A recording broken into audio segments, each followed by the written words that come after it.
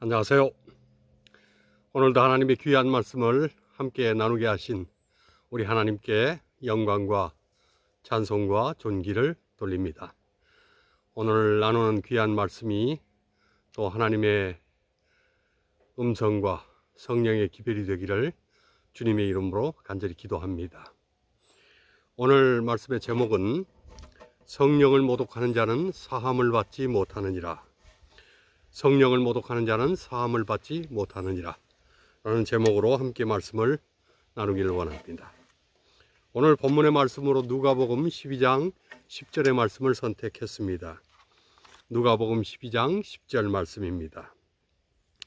누구든지 말로 인자를 거역하면 사함을 받으려니와 성령을 모독하는 자는 사하심을 받지 못하리라. 같은 복음서인 마태복음 12장 32절은 성령을 거역하면 이 세상과 오는 세상에도 사하심을 얻지 못하리라 했습니다. 성경에 사하심을 받지 못하고 사하심을 얻지 못하는 죄는 유일하게 성령을 모독하고 성령을 회방하고 성령을 거역하는 이 죄밖에 없다고 말합니다. 그런데 로마서 10장 13절은 누구든지 주의 이름을 부르는 자는 구원을 얻으리라고 했습니다. 그렇다면 결코 사함을 받지 못한다는 성령 회방죄와 누구든지 구원을 얻으리라고 하는 주님의 약속은 서로 충돌되는 것일까? 우리는 성령이 하시는 역할에 대한 두 가지 분명한 이해가 필요합니다. 그 중에 첫째는 성경 고린도전서 12장 3절에 누구든지 예수를 저주할 자라 하지 않고 또 성령으로 아니하고는 누구든지 예수를 주시라 할 수 없느니라는 말씀입니다. 이 말씀은 누구든지 주의 이름을 부르면 구원을 얻을 수 있는데 주의 이름을 부를 수 있도록 예수님을 주라고 믿고 고백하게 하는 일을 성령께서 하신다는 것입니다. 그러므로 성령을 회방하고 거역하면 주의 이름을 부르지 않게 되고 주의 이름을 부르지 못하게 된다는 것입니다. 결국 예수를 주시라 부르고 믿게 하시는 분이 성령 하나님이시므로 성령을 거역하고 거절하면 구원도 죄사함도 없다는 것입니다. 성령이 하시는 첫 번째 역할은 예수님을 주님으로 믿고 고백하게 하시는 사역입니다. 두 번째는 히브리서 10장 26절과 29절의 말씀입니다. 우리가 진리를 아는 지식을 받은 후 짐짓 죄를 범한 즉 속죄하는 제사가 없고 하물며 하나님의 아들을 밟고 자기를 거룩하게 한 언약의 피를 부정한 것으로 여기고 은혜의 성령을 욕되게 하는 자의 당연히 받을 형벌이 얼마나 더 중하겠느냐 너희는 생각하라. 이 말씀의 요지는 이것입니다. 은혜의 성령을 욕되게 하면 중한 형벌을 당연히 받는다는 것입니다. 그런데 그 은혜의 성령을 욕되게 하는 것이 바로 속죄하는 제사가 없고 그리스도의 십자가의 피의 언약을 부정히 여기는 것이라고 했습니다. 이 말씀은 뒤집어 생각해 보면 그 뜻을 더 확실하게 알 수가 있습니다. 성령께서 하시는 일은 죄를 회개함으로 속죄를 얻게 하시는 일입니다.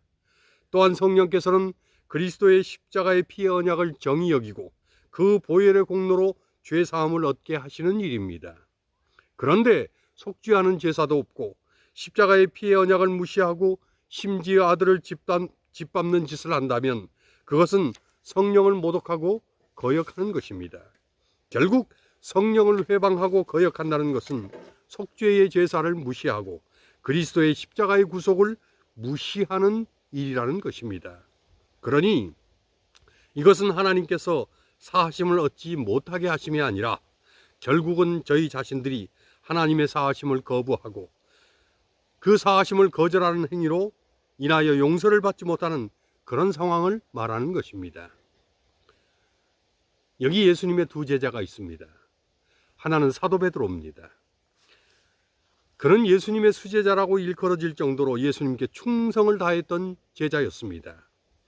우리는 모든 일에 제일 먼저 나서기를 좋아하고 또한 모든 일에 적극적이었던 베드로를 기억합니다. 베드로는 예수님께서 마지막 세족과 성찬식 후에 나의 가는 곳에 너희는 따라올 수 없느니라고 예수님께서 말씀하시자 요한복음 13장 37절에 이렇게 호언장담을 합니다. 베드로가 가로되 주여 내가 지금은 어찌하여 따를 수 없나이까? 주를 위하여 내 목숨을 버리겠나이다. 베드로는 주님을 위해서 목숨을 버리는 자리까지도 따르겠다고 했습니다. 그러나 예수님은 그런 베드로에게 38절에 진실로 내게 이르노니 닭 울기 전에 네가 3번 나를 부인하리라고 했습니다. 그리고 그 다음 날 예수님은 로마의 군병들과 대제사장의 하속들에게 결박되어서 대제사장인 가야바의 장인 안나스에게로 끌려갔습니다. 그리고 대제사장의 집들에서 신문을 당하셨습니다. 그때에 베드로와 또 다른 제자가 그 집들까지 따라왔다고 요한복음 18장 15절은 기록합니다. 그런데 베드로와 또 다른 제자가 문 지키는 여종에게 말을 해서 대제사장의 집들 안으로 들어가게 해달라고 요청하던 순간에 그 여종이 느닷없이 베드로를 찬찬히 뜯어보고는 말을 했습니다. 너도 이 예수라는 사람의 제자 중 하나가 아니냐? 그러자 베드로는 단호하게 나는 아니라고 했습니다. 그리고는 집들로 들어가 무심한 척 마당에 피워진 장작불을 쬐습니다. 그러다가 조금 더 자세히 상황을 보기 위해 집들에서 앞문까지 다가갔습니다. 그러자 앞문에 있던 다른 종이 이 사람은 나사렛 예수와 함께 있었도다라고 베드로를 지목하면서 소리를 쳤습니다. 베드로는 움찔했지만 태연한 척하면서 내가 그 사람을 알지 못하노라고 훨씬 더 강하게 부인을 했습니다. 그런데 이번에는 베드로가 귀를 잘랐던 대제사장의 종인 말고의 친척이 베드로를 보았습니다. 그 말고의 친척은 말고의 귀가 베드로의 검에 의해 잘려지고 피가 솟구쳐 나올 때에 그 현장에 있었던 자였습니다. 그러니 베드로를 생생하게 기억하고 있었습니다. 그 종은 확신을 가지고 베드로를 가리키며 너도 진실로 그 당이라고 했습니다. 그러자 베드로는 단호한 표정을 지으며 말을 했습니다. 마태복음 26장 74절에 저가 저주하며 맹세하여 가로되 내가 그 사람을 알지 못하노라 하니 닭이 곧 울더라. 베드로는 급기야 예수님을 3번이나 부인하고 저주까지 했습니다. 이 정도면 베드로는 오늘 처음 본문에서 언급된 것처럼 말로 인자를 거역한 것입니다. 거역한 정도가 아니고 저주까지 했으니 이것은 치명적인 죄악이었습니다. 결국 베드로는 예수님께서 십자가에 달려 돌아가신 후에 낙향해서 다시 갈릴리 바다에서 그물질을 하는 업으로 되돌아갔습니다. 그런데 부활하신 예수님이 다시 베드로를 찾아가 만나셨습니다. 그 재회의 장면이 요한복음 21장에 상세히 묘사되어 있습니다. 베드로는 밤새 그물질을 했으나 헛땅만 치고 돌아오는 길에 해변에 서셔서 그들에게 배 오른편으로 그물을 한번 던지면 고기를 얻으리라고 하시는 한 사람을 만났습니다. 그리고 그물을 말한 대로 던졌더니 그물을 들 수 없을 정도로 고기가 잡혔습니다. 그 순간 예수의 사랑하시는 제자 요한이 주시라 그렇게 소리를 쳤습니다. 베드로는 기겁을 하면서 겉옷을 휙두르고는 바다로 뛰어내렸습니다. 이후에 예수님은 베드로에게 네가 나를 사랑하느냐고 3번을 물으셨습니다. 베드로는 참회하는 마음으로 또한 정말 송구스러운 마음으로 내가 주를 사랑하는 줄 주께서 아신다고 했습니다. 베드로는 예수님의 부르심에 다시 굴복되고 회개함으로 성령께서 그 심령에 감동케 하시는 은혜를 따라 주님께 속죄의 제사를 올렸습니다. 결국 베드로는 말로 인자를 거역하는 죄를 저질렀지만 성령의 회개케 하시는 은혜에 굴복해서 다시 예수님을 주님으로 재영접하고 속죄를 받은 이후에 신실한 주의 종이요 신실한 주의 사도로 남은 생애를 주님께 온전히 드리게 되었습니다. 주를 거역했을지라도 다시 성령의 은혜에 감동되어 주님을 붙잡으면 성령은 그 사람을 일으키시고 세우셔서 하나님의 사람으로 다시 서게 하십니다. 그 대표적인 사람이 바로 베드로인 것입니다. 그런데 여기 또 하나의 제자가 있었는데 바로 가룟인 유다입니다. 유다는 예수님과 제자들 그리고 후에 그 무리가 불어나게 된 그 회집의 재정을 맡아서 그것을 관리한 재무 책임자였습니다. 적어도 한 모임의 재정 관리를 맡아서 할 정도면 신뢰받을 만한 사람인 것입니다. 그런데 이런 가룟 유다가 사단의 꾀임과 유혹에 넘어가서 예수님을 팔아넘기고자 계획을 했습니다. 베드로가 호언장담하면서 나는 죽을지라도 예수님을 따를 것이라고 선언했던 그 성만찬 마지막 밤에 가룟 유다도 주님과의 조우가 있었습니다. 가룟 유다가 대제사장들을 만나서 예수님을 넘기기로 그렇게 약조하고 은 30을 받은 후에 제자들에게 돌아왔습니다. 그리고는 성찬식 밤에 예수님께서 마태복음 26장 24절에 이렇게 말씀을 하십니다. 인자는 자기에게 대하여 기록된 대로 가거니와 인자를 파는 그 사람에게는 화가 있으리로다. 그 사람은 차라리 나지 아니하였다면 제게 좋을 뻔하였느니라. 예수님의 이 말씀을 가룟 유다가 똑똑히 들었음이 분명합니다. 이 말씀이 끝나자 가룟 유다가 이렇게 말을 했기 때문입니다. 예수를 파는 유다가 대답하여 가로되 랍비여 내니이까. 그러자 예수님께서 유다를 바라보시며 말씀을 하셨습니다. 대답하시되 네가 말하였도다 하시니라. 유다는 은밀하게 대제사장들과 거래를 했지만 예수님은 그 사실을 다 알고 계셨습니다. 그리고는 측은한 마음으로 불쌍한 마음으로 가르친 유다를 바라보면서 차라리 나지 아니하였더라면 제게 좋을 뻔하였다고 말씀을 했습니다. 유다는 예수님께서 하신 말씀이 무슨 말씀인지 또 누구를 향한 말씀인지를 알았습니다. 다른 제자들은 그 말씀의 뜻이 무엇인지 몰랐겠지만 유다는 그 말씀이 무엇인지를 분명히 인지를 했습니다. 그리고 내니까라고 물었을 때에 네가 말하였도다 라고 주님께서 말씀하시는 그 말씀에 가룟 유다는 마음의 찔림을 받았습니다.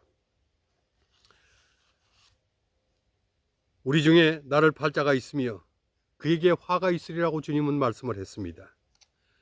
예수님께서 가룟 유다를 향해 대놓고 이렇게 말씀을 하실 때에는 사실 끝까지 유다가 돌이키기를 바라시는 예수님의 소망이 있으셨습니다.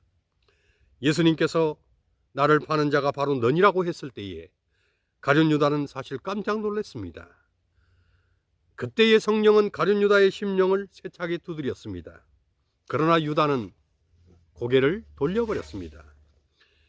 결국 예수님께서 로마 총독 빌라도에게 넘어가 십자가형이 확정이 되었을 때에 가룟 유다는 뉘우치고 후회하면서 은 30을 대제사장들과 장로들에게 도로 가져다 주었습니다. 그리고 유다는 자신이 무죄한 피를 팔므로 죄를 범하였도다라고 후회를 했지만 다시금 주님 앞에 속죄의 제사를 드리는 선택까지는 하지를 않았습니다. 분명히 성령께서는 끝까지 가룟 유다의 마음을 두들기셨음이 분명합니다. 그러나 유다는 다시금 십자가를 바라보며 속죄하는 길을 택하지 못하고 스스로 목매어 죽음으로 속죄의 은혜를 영원히 붙잡지 못하고 말았습니다. 우리는 베드로가 예수님을 저주하며 3번씩이나 부인했던 죄와 예수님을 은전 30냥에 팔아넘긴 유다의 죄와 누구의 죄가 더 악하고 죄된 것인지 그 경중을 달 수가 없습니다. 베드로가 더 심했던 것인지 가룟 유다가 더 그런 것인지 우리는 그 경중을 닿을 수도 없고 또 헤아릴 수 없습니다. 그런데 구원과 멸망이 그 죄의 경중에 달려있지는 않음을 우리는 알게 됩니다. 중요한 것은 죄의 경중이 아니라 그 죄를 다시 십자가 아래 내려놓고 속죄의 은총을 받고자 했느냐 하는 것이 중요했다는 것입니다. 은혜의 성령께서 호소하시는 그 호소에 반응하여 그 죄를 내려놓고 다시 십자가의 구속의 은혜를 붙잡았느냐, 아니면 그 성령의 호소를 끝내 무시하고 성령을 거역하고 거절했느냐 하는 것입니다. 베드로는 다시 회개함으로 구속을 얻고 유다는 다시 속죄하는 제사가 없으므로 멸망을 했다는 것입니다. 그러니 중요한 것은 성령의 음성에 반응하여 다시 속죄하고 주님의 구속의 십자가의 은혜를 붙잡느냐 그렇지 않느냐, 이것이 정말 중요하다는 것입니다. 여기 영감액을 화인여사의 리벤 헤랄드 1897년 6월 29일자에는 이렇게 말씀을 합니다. 리벤 헤랄드 1897년 6월 29일자입니다. 아무 사람도 성령을 거스리는 죄를 신비에 속한 것으로 또 정의를 내릴 수 없는 어떤 무엇으로 생각할 필요가 없다. 성령을 거스리는 죄는 회개하라는 초청을 끈질기게 거절하는 죄이다. 성령을 거스리는 죄는 회개하라는 초청을 끈질기게 거절하는 죄이다. 또한 화이트부인의 원고 1890년 30페이지는 이렇게 기록을 합니다. 그들은 그들을 인도하실 수 있으시고 밝은 빛을 주실 수 있으시고 구원하실 수도 있으신 유일하신 성령을 거역해왔다. 죄도 어느 정도 이상이 되면 하나님의 자비를 다 고갈시키기 때문이 아니다.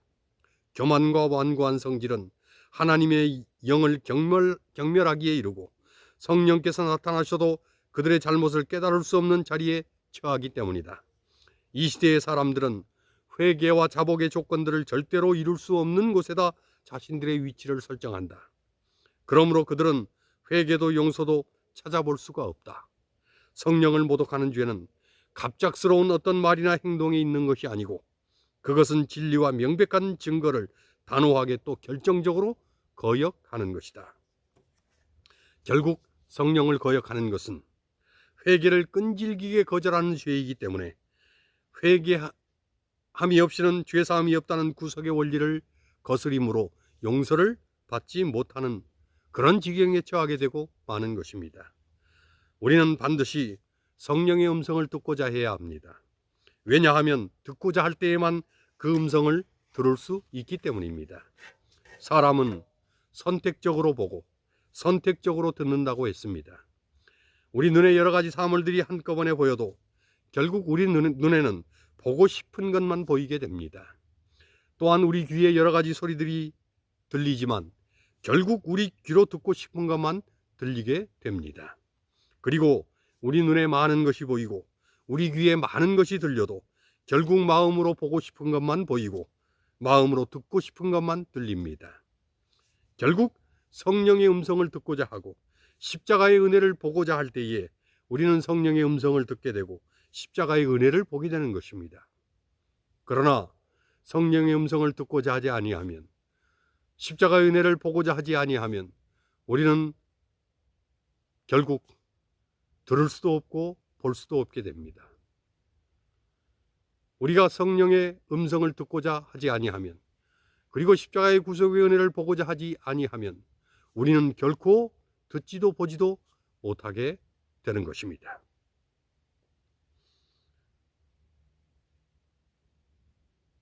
결국 성령의 음성을 듣고자 하고 십자가의 은혜를 보고자 할 때에 우리는 성령의 음성을 듣게 되고 십자가의 은혜를 보게 되는 것입니다. 그리고 그 성령의 음성에 반응하고 십자가의 은혜에 반응할 때에 우리는 회개에 이르고 죄사함에 이르게 되는 것입니다. 그리고 그리스도의 거룩한 품성에 가까워지고 그 품성을 담는 주님의 사람, 성령의 사람이 되게 되는 것입니다. 우리는 어떤 일이 있어도 성령을 회방하고 모독하고 거역해서는 안 됩니다. 다른 어떤 것도 다 용서가 되되 성령을 모독하면 용서가 없기 때문입니다. 도리어 우리는 성령을 구하고 성령이 충만하고 성령에 감동되어 살아야 합니다. 그래서 날마다 성령의 인도와 성령의 지시와 성령의 은혜 속에 거해야 합니다. 주님 곧 오십니다. 반드시 성령 충만하시기를 바랍니다. 마라나다, 주 예수여 속히 오시옵소서. 아멘.